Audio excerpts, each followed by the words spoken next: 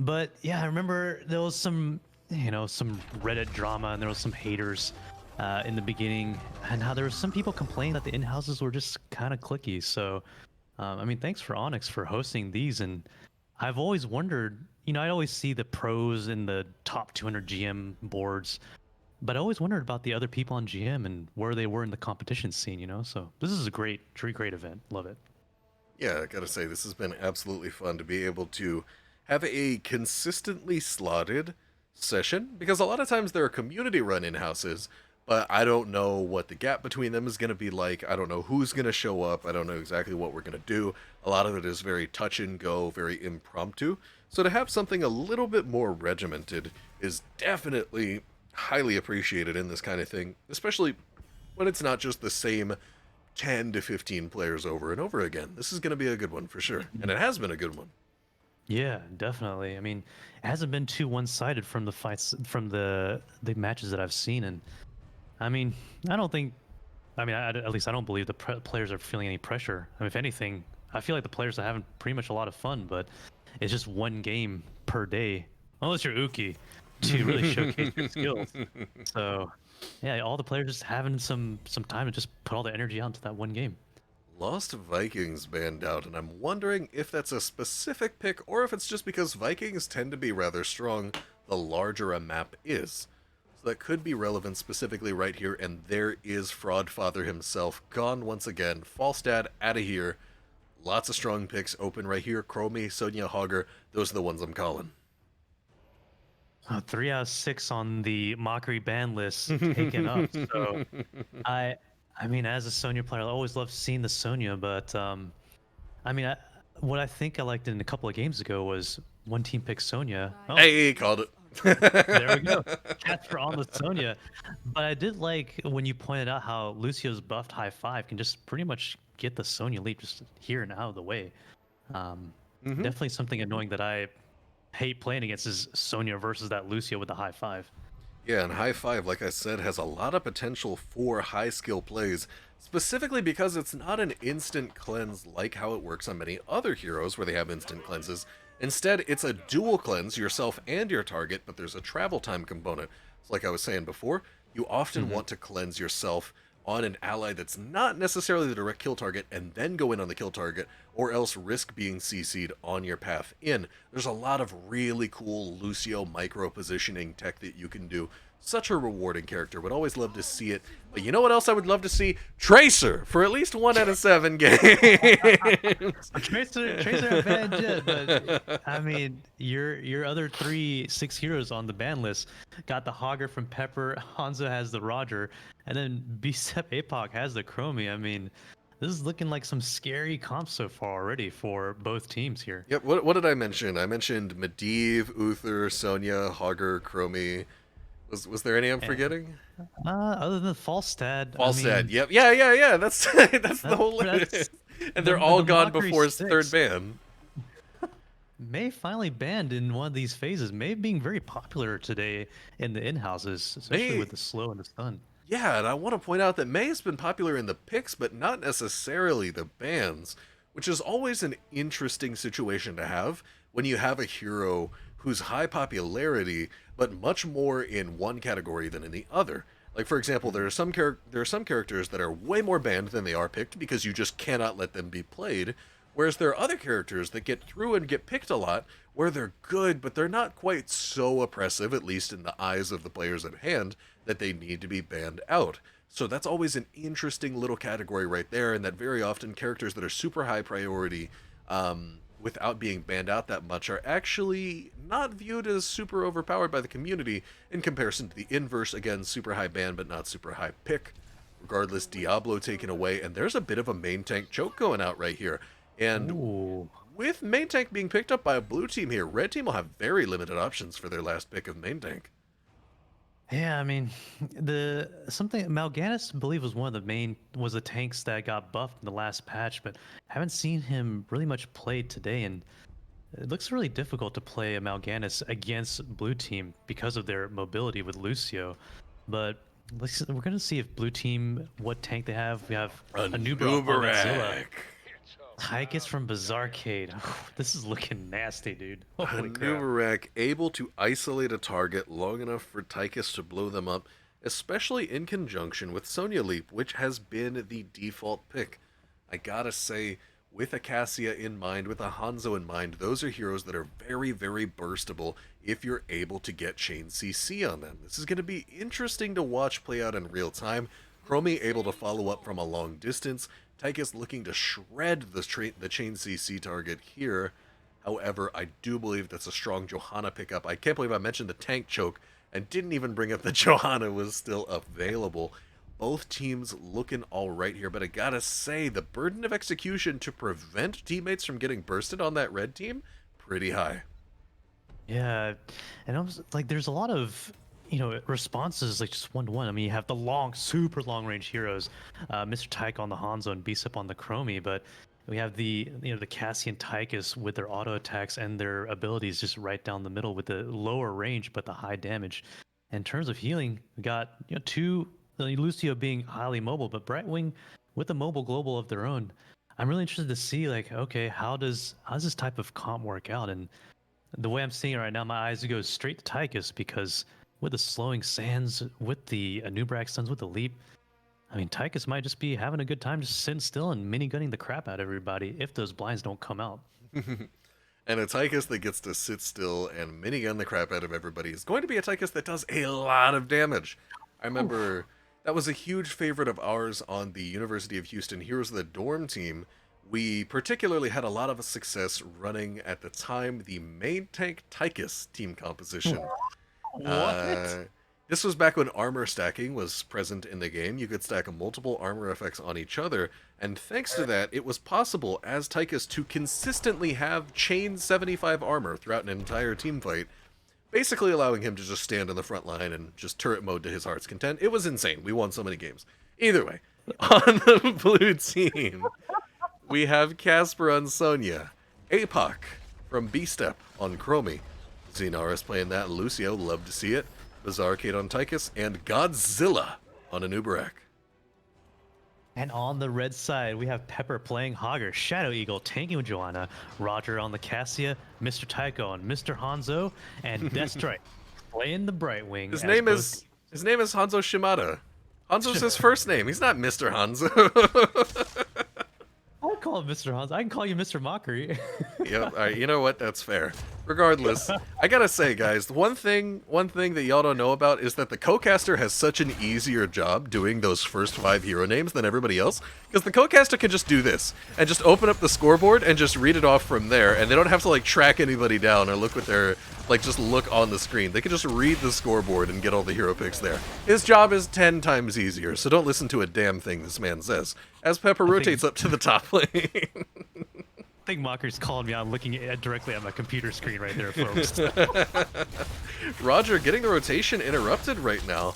Deathstrykes and ShadowEagle are there, however, providing the interruptions. Both teams' no camp's going to be up in about 5 seconds. Hogger already getting ready for it, and Hogger, notice this, if he executes correctly, has the fastest camp clear in the entire game.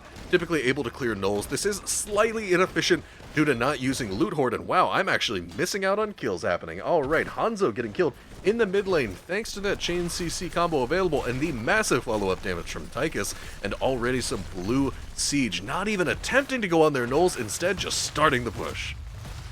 Ooh, and looks like Tychus and Bazarcade and Zeenarus looking to start their camp.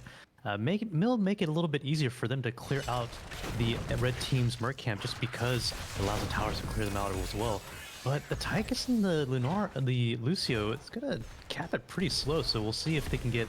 Oh, they're actually backing off and just getting ready to defend. Here we go. Anub'arak avoiding the stun here, trying to clear out that merc camp, as we have Chromie just finishing up for the wave soak on the bot, and Pepper, Roger, MrTyCo just chunking the GODZILLA. Ooh, Casper coming in for the flank right here on that Sonya. Is going to take a lot of damage, though, however, from that Hanzo. Slight experience advantage for blue side at the moment, but a very delayed null capture right here. Red side's second null capture going to be up in 33 seconds, as blue side only starting their first at the moment. Sonya now pushing out, surprisingly getting a little bit bullied by a Brightwing, And now both sides continuing to contest at the moment here. Hogger continuing to abuse that insane macro that hero provides. Both teams posturing as well as they can. Possibly a second red no cap getting ready by Pepper, and in preparation for this first objective. Yeah, looks like the objective spawning bot in about 15 seconds here. Brightwing does have the global as Casper clears out the lanes top, while mid has a Merc camp pushing along with Tychus and Godzilla here. You have a 3-man defense, so it's going to be a little bit more of an advantage for the Merc camp as 4 team members from the blue team try to push a little bit more of the advantage, getting that middle wall here as Hogger does cap the middle camp. The Knolls, my friend. Alright, so now red team's Knolls are gonna survive a little bit longer, being taken slightly after blue team's Knolls. As long as red team can continue to defend successfully, which they have. Sonya now rotating down to clear mid lane out. Brightwing electing to stay top lane at the moment. Nobody on red side really needing any heals as red side stays at a safe distance, keeping that social distancing up. Not everybody's fully vaccinated yet, and they've got their pressure in the mid lane. Both teams now considering level 7 on the horizon, considering how they're going to play first objective. Despite Deathstrykes being able to camp top lane, still slight experience lead for blue side here. Both teams contesting first objective, but remember, Brightwing has a much faster rotation speed than Sonya.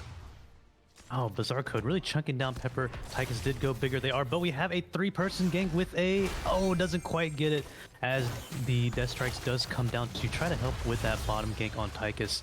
We did have bigger they are with a Tychus, and we have a grenade build here. As you can see, really chunking down that Hogger. Now we have Zeenarus. We have teams posturing for the objective here. Looks like blue team going to clear the objective to try to... Nope, they're not going to camp just yet. Maybe they're going for their Knolls instead. It looks like in terms of the Knolls on the red side, it is up. Pepper looking to clear the top lane before possibly going down. You know, maybe if Hogger were true to his hero, could use some type of Merc Queen or Null bribe here. Because it just doesn't seem right for Hogger to just beat the crap out of those Knolls. Yeah, what is this, man? Come on, just talk to him and recruit him. Yeah. Godzilla picking Use your words, Hogger. Get in there and fight. Oh yeah, I didn't even consider the null on null action going on right there. That is something to say for sure. As blue team takes their first capture of the objective, Pepper coming in for the flank. SexyExy showing off his very knowledgeable takes on the camps as we move in right here. I stole that directly from Twitch chat. Pepper stepping in. Pepper on the flank. Gets the hog wild. Careens towards their own team. 2.5 seconds left on the blue side capture. But you know what? It only matters if you finish it. As we see red side now with a no camp while blue team lacks one of their own. Chromie coming down for the side soak. Hogger doing the same towards top side, but Casper with a significant rotation advantage. Let's see, red side right here. Both teams still posturing. Both teams thinking about level 10. Both teams thinking about this objective. Blue team notably in the lead in the race for level 10. And if they can just squeeze a tiny window out to get that last 2.5 seconds out on this objective, this first one will be theirs. All right, we have Hogger by himself in the top lane, which means that Sonya has rotated bot. About just a sliver left until level 10 as they look to get the last 2.5 seconds on the objective. Deathstrykes and Hanzo trying to delay. We have Casper trying to cap as Godzilla dives on in. ShadowEagle right in the middle of the team. Oh, good level heals 10s. Level 10s have been secured. That is a Valkyrie. Unfortunately gets intercepted on APOC, but still enough to secure the kill. Zeenarus not going to drop to scatter arrows from MrTyCo on the chase. Casper getting run down by red side here as the chase continues, but that will be it. One kill is all they need. However, blue side did secure first objective in the meantime. Those far striders are going to come down. I don't think that's the word for it, but you get the idea. Blue side continuing the push now. Red side soaking it out. ShadowEagle with the good side soak. Blue team not actually catching it in the meantime. They want to take some forts out and be able to secure open lanes to prepare, not for ending the game anytime soon, but prepare for next boss or objective. Oh, Anub doesn't connect. Ooh. So they're prioritizing the middle lane here. Odin does come out along with the polymorph on Godzilla, but that middle, what is that thing? Alliance Cavalry. Cavalry, yeah. Send in the cavalry, folks, as that middle fort will go down. It's like Sonya is a little bit low. Pepper doing a good job clearing the top. In terms of bottom, it's already done, but the bot wall is also pretty much in good, healthy condition here. So that's one fort down from the red side. No cavalry here, but... Oh, damn it, no, I messed up my joke. I was gonna say, we have no Tracer here, but the cavalry is. Regardless. We try out here. This is game 6 of 7. Please forgive me, my friends. Rebecca, Yeah. I love you and you're super beautiful. Thanks, I love you too, bud. Alright, now both teams taking the objective. But SexyExy, you know what I like about pushing mid with the cavalry first? What was that, sir? I like how when you push mid, the enemy team doesn't necessarily know which lane you're going to rotate to next. Whereas if you push a side lane first, then they can clear side lane and clear mid, and you can't rotate to a lane that's able to be pushed. Like for instance, if you push bottom first, the enemy team can focus their defenses on bottom and mid, and even if top still has a strong presence, the team won't be able to rotate up to it, as we see Godzilla with the Cocoon actually going out onto Brightwing. Brightwing does have Blink Heal out of this. Dragon Arrow for a little bit of heal as well onto Zeenarus. Cocoon not going to lead to any kills right now. But let's see here, strong pressure forward. Pepper jumping out of there instantly cancels the Hog Wild. Maybe not exactly what they wanted. Busted John on a Bazarcade though. He's dropping like a stone.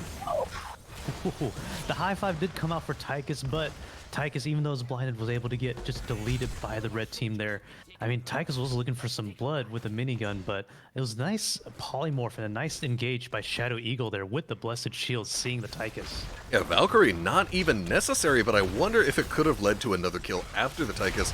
Perhaps it was on cooldown, I'm not quite 100% sure at the moment. Red team, however, utilizing this opportunity, drags APOC into the middle of their team. Johanna getting ready to body block, unfortunately not quite able to do it, especially through the Zeenarus speed boost, a very intelligent decision rather than using heal at that moment as Casper flanks in, double leap, lands on a Brightwing. Brightwing's going to be able to jump out of that, however, Roger finds himself very deep inside the enemy team.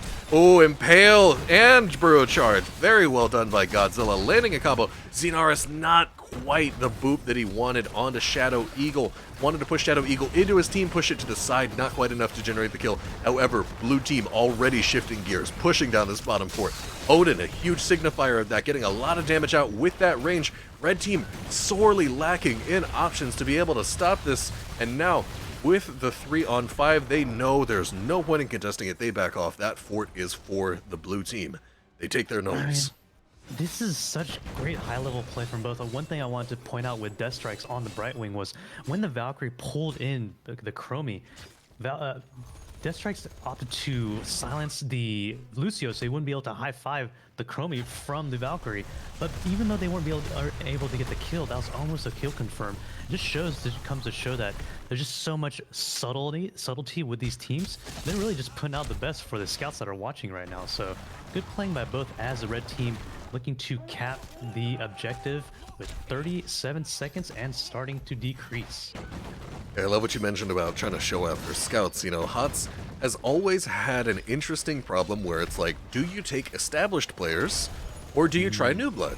Established players a lot of times have specific, unique competitive experience that really is hard to get, and it's hard. There are some skills that just players will not have without having played in competitive tournaments consistently, but it creates an interesting chicken and egg situation where it's like, okay, well, you want to hire players with competitive experience, but if you keep just hiring players with competitive experience, then new players can't get competitive experience, you know? How do you get a job without experience if you need experience to get a job and job to get experience? It's the same idea. Dragon Arrow isn't going to connect. All right, and here blue team, oh, their channel does get interrupted, actually by the NPCs, a little bit of a miscommunication right there. Red team is on the scene. TyCo taking a lot of damage. He'll be fine, though. Yeah, Boss is pushing down the bot lane. Boss is down, but I don't think they'll be able to lose. They'll be able to save the top keep. Thank you to the archer minions and the tower. But the red team looking to push their advantage inwards. The objective is 19 seconds to 22 seconds, favoring the blue team right now. Tychus coming from below. The blue team is split as Johanna is webbed. Roger in the backline. Brightwing Heal coming on out. Oh, and Brightwing Heal gets interrupted. And Roger's able to get out just in time. Oh, leap Sonya, absolutely well timed from Casper. And I gotta say, that initial engage, unfortunately, just a little bit off from Anub'arak. GODZILLA, however, still able to be salvaged into something amazing for this team fight right here. Currently up 3-0. Peel Blessed Shield has been attempted, but it's just not going to be enough to save ShadowEagle. Make it 4 kills to none. The kills were even before that fight. Now 4 kills ahead for blue side. Immediately, what I love about blue side is the snap calls. They're going right from a kill into the very next thing, and that could be a lot of problems with teams, even teams that have been established, is that they know what they're doing right now, but they may not transition instantly to the very next thing that they're going to do. That is a skill that a lot of teams have to practice for, but blue team right here, I'm wondering who's making the calls, because they are very consistently shifting from whatever they're doing right now to the next thing that they need to be doing. That could indicate either good individual understandings of the game or a strong shot calling presence. Blue team now with some significant push pressure. What they're going to have on their mind is that mid keep. This bot keep is effectively gone. Yeah, Bazarcade's got it right there. They're looking at this mid keep, and then if they can, they're going to try and take out top keep or even get some picks to lead to an end, but it's not 100% likely. And then this could even be transitioned into a boss. The possibilities are endless for blue. I mean, the map control after this objective ends is just going to be insane for blue team here as they go in, just like you're saying, into the mid keep. That is about 3/4 quarter left. GODZILLA going in deep, takes a couple of towered shots. No big deal though, as he gets healed by Zeenarus. That cavalry is about half health, and the keep is going down. A third health HP left. Both the top and the bottom cavalry, though, pretty healthy as the Valkyrie comes in. Oh, Valkyrie and a GODZILLA. Well done by the red side right there. Beautifully executed burst combo. Leap forced to use defensively. You're never really happy to have to do that as Sonya. Luckily, Speed Boost able to get the rest of the members of blue team out, and not the result that blue team wanted. They wanted, at minimum, that mid keep, and getting multiple forts down or multiple gates down is not quite the same as getting a second keep down. The map pressure lent from that would have been absolutely extraordinary in securing bosses. Looks like red team possibly has their eyes on top boss, as blue team taking their own nulls. And Chromie not taking the... Oh, are they? Nope, they're not. Nope, they're not on their own nulls. Oh my... So Hogger going to join in on the boss play too, and looks like we have a core call. It's not a core call. They're just taking the keep. They're just taking the keep. The hard part about Alterac core calls is not only is it a mobile core with a smaller hitbox, but it also regenerates health over time. Instead, a very intelligent decision. Again, the shot calling on this blue team is not something very typical of uncoordinated teams. Kind of what you may expect from teams that don't have a consistently high amount of practice together. So I'm loving whoever's making calls for blue side right here. Very well done so far. Red side now, they have this boss, but unfortunately it's not going to accomplish a whole lot. Maybe securing this fort. Casper with the excellent vision control in the side bush. I would have preferred if Johanna was doing it instead, or sorry, Anub'arak, but that is going to be fine. And now blue side taking their own no camp, nearly a full level lead as they approach their own null camp. 2 keeps down for red side, and blue team, they have the advantage so long as they take it easy from this point. Yeah, Sonya right now picking up the nulls on the blue side, and looks like the red team posturing down for the boss, which just spawned right now, and blue team is on their way down. Nope, they're not going to make the boss call, instead going for the bottom fort for a little bit more map control and map pressure here. Oh, combo onto Roger. That's big damage onto Roger already. Peel Blessed Shield, however, does come out. Cocoon a little bit late. Roger will go down before the Cocoon is able to be broken. Pepper still up here on the top side of the fight. 1 kill in favor of blue. GODZILLA stun barely connects onto ShadowEagle. A second one. Impale onto ShadowEagle as well. 20 still not available. Brightwing heal gets interrupted. Hogger hog-wiling on out of it. Anub'arak's combo coming up soon. I bet Chromie. Excellent follow-up damage. Hortifold even doesn't connect either. Even through the blink heal, Brightwing not able to save herself. And wow, hold on a second. All of a sudden, this game's just about to end. MrTyCo getting shredded. That is a full team wipe in favor of the blue team. And hey, they're already at core. Might as well finish it out. This core is getting them rather low, I gotta say. Zeenarus making the right decision to start tanking aggro for their team right there. That is game in favor of the blue team out of nowhere. I mean, GODZILLA played great this game with the engages. I mean, like you said, I'm not sure who the shot caller was, but whenever GODZILLA dived in with the burrow charge, the team was just right behind him, like every single time too. It was just a very impressive play by the blue team. Let's say there have been so many games where it was looking rather even, and then one team just really hits their stride in a team fight, and that is it. Out of nowhere, I gotta say, that's happened a few times here. It says a little bit about the current state of HOTS, but it also just shows, like, these teams, man, If they can just get the stars to align for one team fight, if they can get their shot calls right, they can get their positions right in these fights, they're so able to do it. And like I said, we've seen Cassia's have consistent problems with getting caught into CC chains, because again, Cassia lacks a lot of her survivability. She doesn't have her 30 armor when stationary. We saw that happen as a problem with DNA Galaxy in the Towers of Doom game. We saw that happen here with Roger now in this Alterac Pass game, first of two. It's a consistent consideration that you have to have with Cassia. You can't just pick the hero because she's good. You have to pick the hero with the confidence that you are not going to be getting chain CC'd and chain bursted. Very well done to punish that weakness by the blue team. Yeah, it's pretty. Like, I don't believe has there been a Anub'arak played this today yet? I think this was our first Anub'arak. Yeah, because with the tanks being played this today, seen a lot of Joe, definitely a lot of May, and of course Diablo. But with the Anub'arak, I mean, Anub'arak's known for being really great against spell damage, but kind of squishy otherwise, kind of like an ETC. But Godzilla always engaging with confidence that his team was going to be behind him.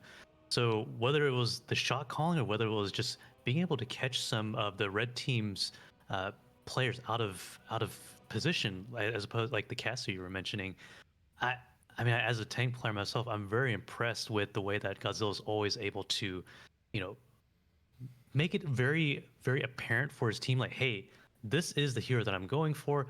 Let's have it. Let's take advantage of it. All the ults are down. All the CCs are down. I'm going in. I gotta say, the person I had my eyes on that game was Casper. Casper specifically with the chain CC combos, the leaps felt like they were most of the time exactly where they needed to be. That was good stuff for sure.